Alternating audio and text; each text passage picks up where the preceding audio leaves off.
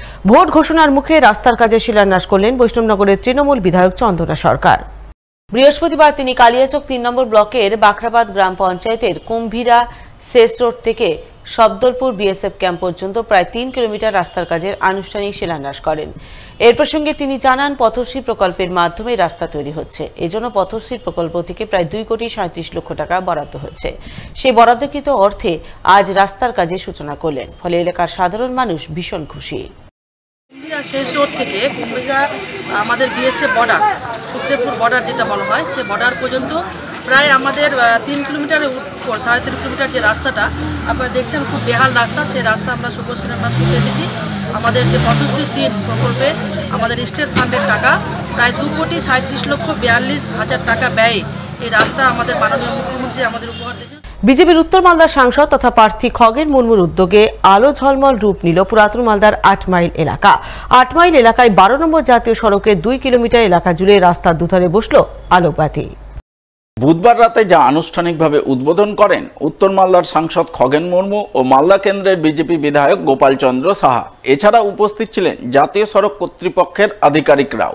সাংসদ খগেন মুর্মু জানান, ৮ মাইল এলাকায় ১২ নম্বর জাতীয় সড়কের বিস্তীর্ণ অংশে আলোকবাতি বসানো সহ ড্রেনেজ সিস্টেম গড়ে তোলার জন্য তিনি কেন্দ্রীয় সড়ক মন্ত্রী নীতিন গডকরির কাছে দরবার করেছিলেন। কেন্দ্রীয় মন্ত্রী তার আবেদনে সাড়া দিয়ে ৪ কোটি টাকা বরাদ্দ করেছেন। সেই বরাদ্দকৃত অর্থে আলোকবাতি বসেছে, ড্রেনেজ সিস্টেমের কাজ চলছে, যা আগামী দিনে চালু হবে।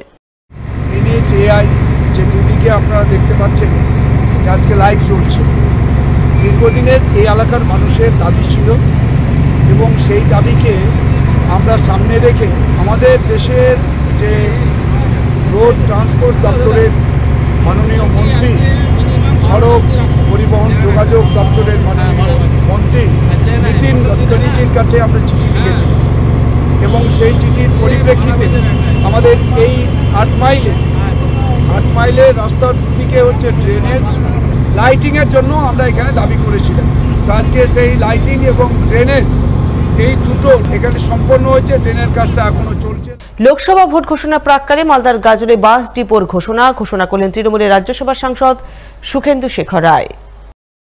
বৃহস্পতিবার তিনি ভিডিও বার্তার মাধ্যমে জানান, তিনি মালদার গাজলে বাস ডিপো গড়ে তোলার জন্য তার সাংসদ কোটা থেকে ১ কোটি টাকা বরাদ্দ করেছেন। সেই বরাদ্দকৃত অর্থ ইতিমধ্যে জেলা প্রশাসনের কাছে পৌঁছে গিয়েছে। ভোট মিটলেই গাজলে বাস ডিপো তৈরির কাজ শুরু করবে প্রশাসন।